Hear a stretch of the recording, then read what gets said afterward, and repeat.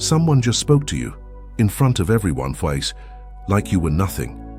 Maybe it was your boss, maybe a family member at the dinner table, maybe a colleague who smiled while they did it, which somehow made it worse.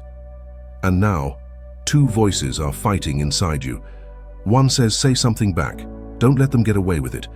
The other says, stay quiet, don't embarrass yourself. And while those two voices argue, you freeze. What if both of those voices were wrong? What if there's a third way, one that the Stoics discovered 2,000 years ago, that doesn't require you to explode or to shrink, but to become completely untouchable? Stay with me, because by the end of this, the next time someone disrespects you, you won't just know what to do, you'll be someone who can't be shaken. Here's the problem most people have when they get disrespected. They react from the wound.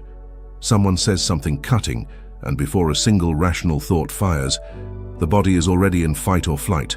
Heart rate up, jaw tight, words forming that you'll regret in 3 hours. Or the other extreme. You go silent. You walk away. You replay it at 2 in the morning wondering what you should have said. Both responses have something in common. The other person is still controlling you. Hours later, days later, they said something for maybe 10 seconds, and you're still giving them rent-free space in your head a week later. The Stoics called this pathe, unexamined emotional reactions, impulses that hijack you before wisdom has a chance to speak. And they weren't saying emotions are weakness. They weren't robots. Marcus Aurelius wept. Seneca feared death. Epictetus was a slave who was physically tortured. These were not men who had easy lives. But they built something inside themselves that most people never build. A gap. A small, almost invisible gap between what happens to them and how they choose to respond. That gap is everything.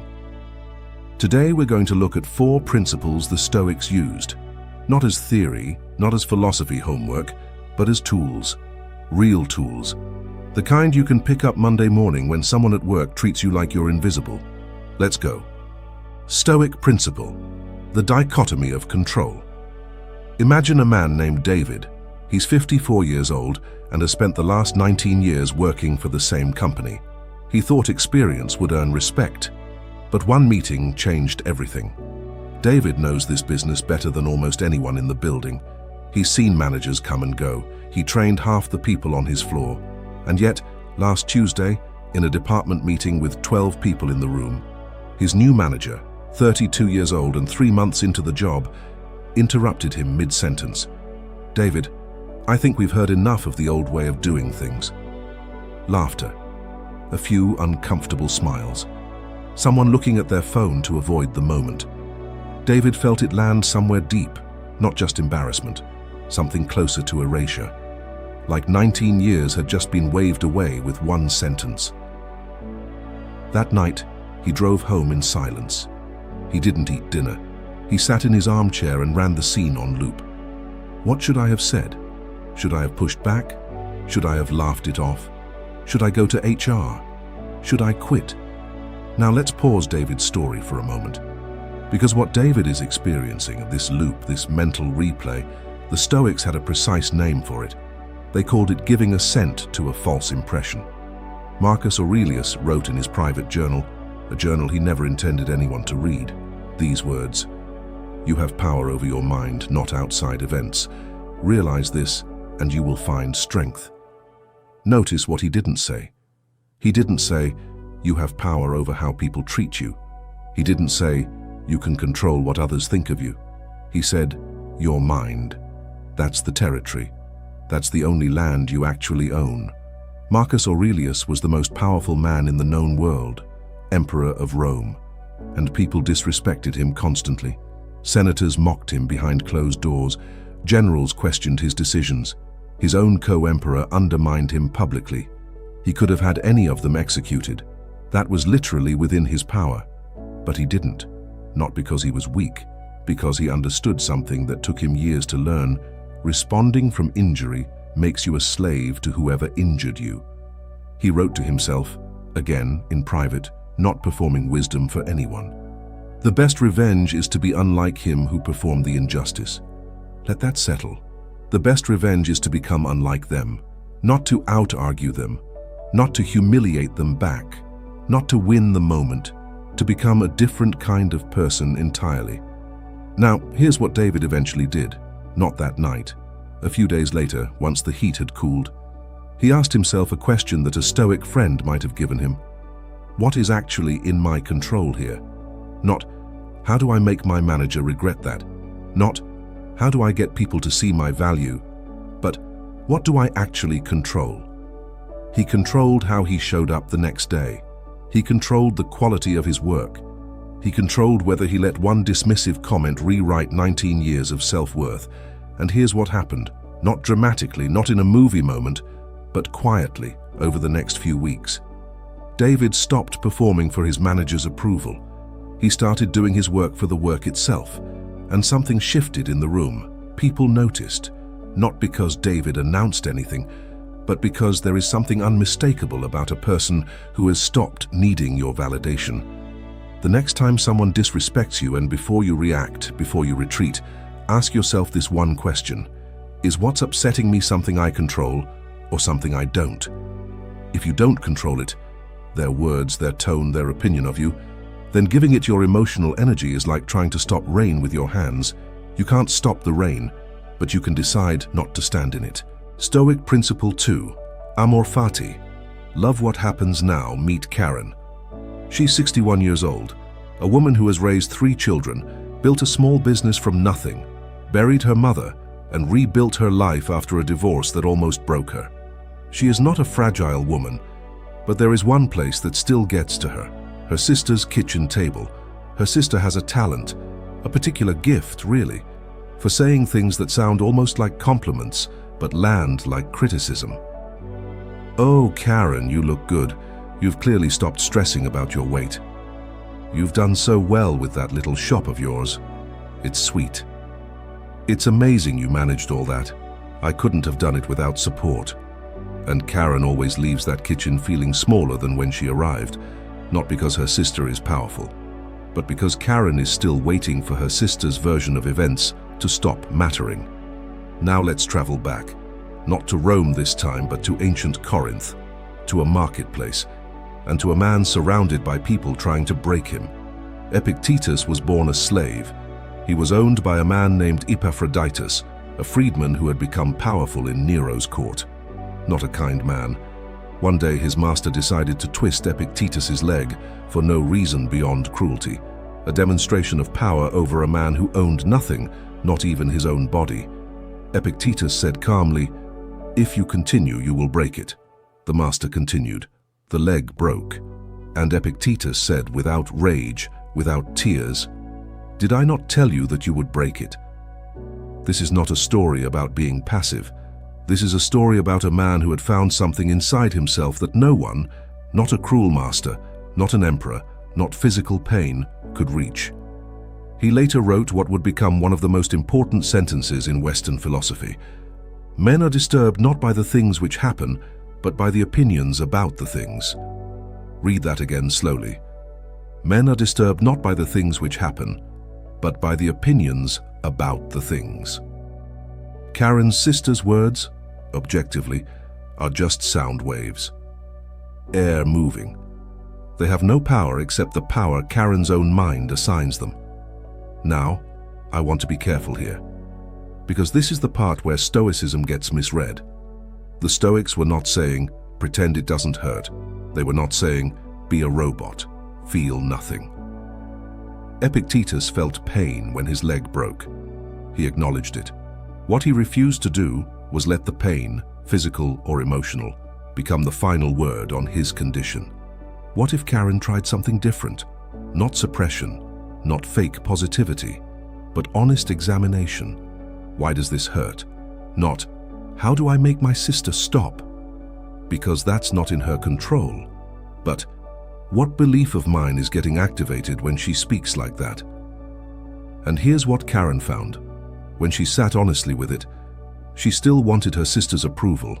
After 61 years, after everything she'd built and survived, some quiet part of her was still 8 years old, sitting at that same kitchen table, wanting her older sister to say, "You did well."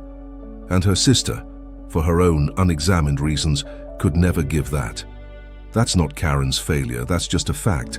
And when Karen stopped waiting for a verdict that was never coming, the words lost their teeth. Her sister didn't change, but Karen walked out of that kitchen differently. When someone's words land and hurt, sit with this question privately. What belief of mine does this insult need to be true for it to hurt me? Because almost always, the insult only works if some part of you already believes it. A person who calls you stupid doesn't hurt you if you know you are intelligent. A person who calls you weak doesn't shake you if you know your own strength.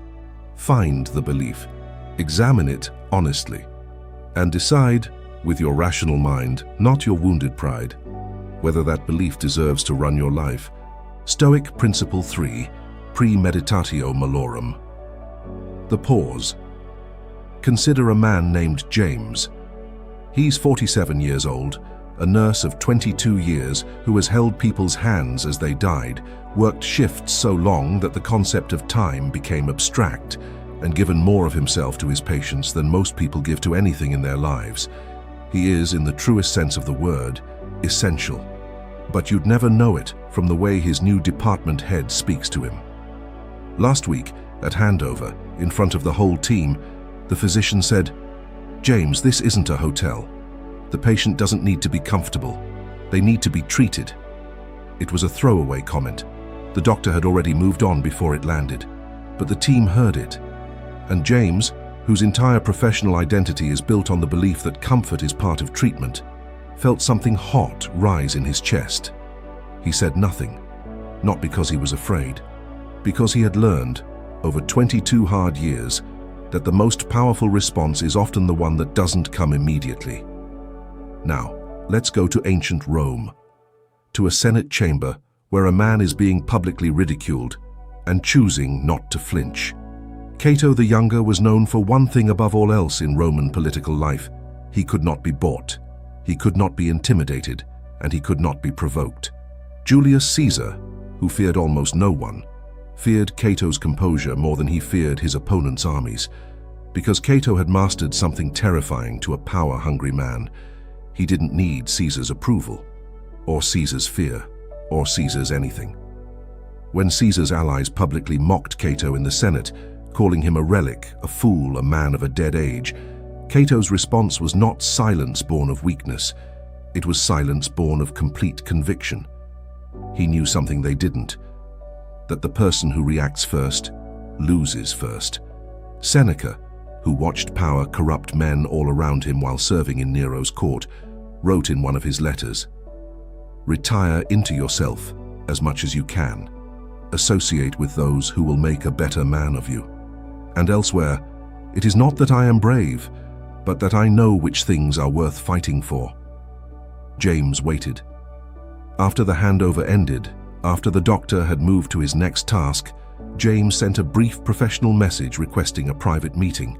Not to complain, not to score points, to have a real conversation about patient philosophy, on his terms, at a chosen time, with a clear mind. The doctor, caught off guard by the calm formality of it, actually showed up differently in that meeting. Not because James had won an argument, because James had refused to let the moment define the relationship. And here's the deeper principle underneath that, what the Stoics called the premeditation of adversity. They taught their students to expect difficulty, to rehearse it mentally, not to become paranoid, but so that when it arrives, you are not ambushed by it. If you already know that some people will disrespect you, in meetings, at family tables, in corridors, you can prepare a default response before it happens, not a script, not a rehearsed line, a state, a practiced internal position that says, when this happens, I pause first, I respond second, I never react. Before your next difficult situation, practice this internally. If someone demeans me in this space, I will not answer from the wound. I will breathe, I will wait, I will choose my moment. The pause is not weakness, it is a weapon.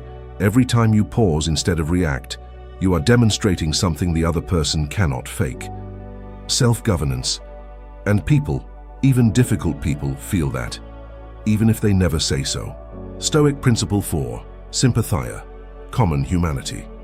Finally, there's Robert, At 58, he's learned that the loudest battles in life are rarely with other people.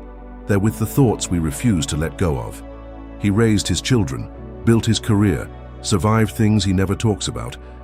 But 3 weeks ago, his adult son called him and said things Robert never imagined he would hear from someone he raised. Accusations, old wounds turned into weapons. A voice on the other end of the phone that sounded like a stranger. The call ended badly, and Robert has been sitting with it ever since.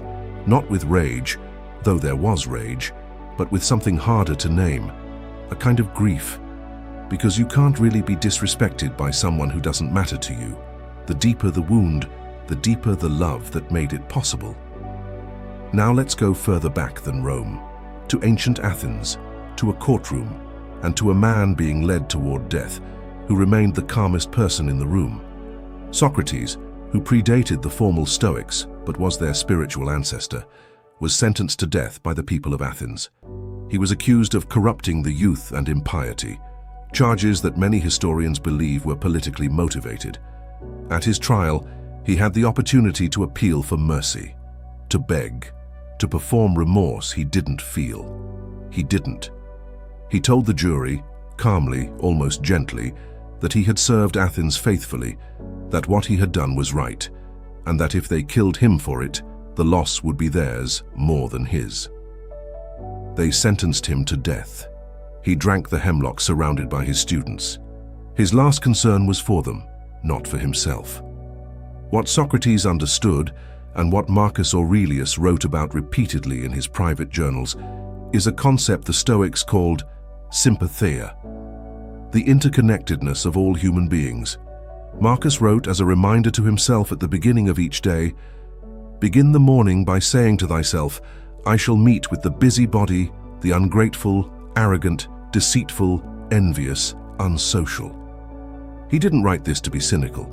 He wrote it because understanding why people behave badly is the beginning of not being destroyed by it. And then he added something that changes everything. "But I have seen the beauty of good and the ugliness of evil, and have recognized that the wrongdoer has a nature related to my own. A nature related to my own. The person who disrespects you, your colleague, your family member, the stranger who dismisses you, they are not doing it from a place of strength, they are doing it from a place of fear, or pain, or a wound so old they've forgotten where it came from. This is not an excuse for their behavior. It is an explanation that sets you free." Robert eventually called his son back, not to apologize for things he hadn't done, not to win the argument he'd been rehearsing in his head for 3 weeks. He called to say, "I love you, and I think we're both hurting, and I'd like to understand what happened from your side." The conversation was not easy. There was no clean resolution, but something cracked open, because Robert had made a decision that required real courage. Not the courage to fight back, but the courage to see. To see his son not as an enemy who'd attacked him, but as a person in pain who had aimed that pain imprecisely at the nearest target. When someone disrespects you, especially someone close, try asking yourself this: what would I have to be feeling inside to behave the way they just behaved? Not to excuse them, but to understand them, because understanding doesn't weaken you. It gives you choices that rage never could. We started today with a question: what do you do when someone disrespects you? And I want to return to it now, but with different eyes, because the Stoics weren't really teaching people how to respond to disrespect. They were teaching people how to become the kind of person who cannot be diminished. That's a different project entirely. The 4 principles we walked through today, the dichotomy of control, knowing that your inner world is the only territory you truly own. The examined belief, looking honestly at what belief allows an insult to wound you, and deciding whether that belief deserves its power.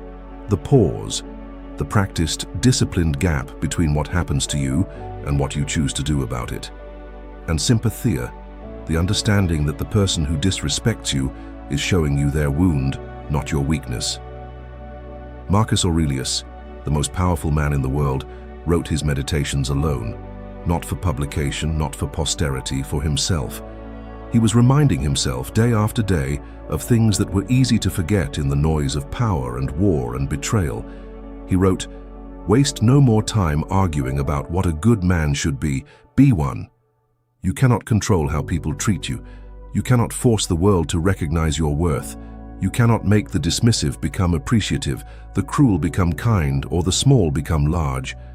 But you can, and this is the whole of it, you can build something inside yourself that makes none of that necessary. When you no longer need their respect to feel whole, they lose the power to take it from you. That is not indifference, that is freedom. The Stoics called the highest human goal eudaimonia, often translated as happiness, but more precisely, flourishing. A life lived in accordance with your deepest nature, not a life without difficulty, a life in which difficulty no longer defines you. That's what we're building here. One principle at a time, one moment of pause, one honest question, one decision not to hand your peace to someone who doesn't deserve to hold it. If today gave you something real, something you can carry into tomorrow, share this with someone who needs it. Not to grow a channel, but because wisdom has always spread the same way it always has. One person seeing something clearly and deciding to pass it on. Take care of your mind, the world will take care of itself. Until next time.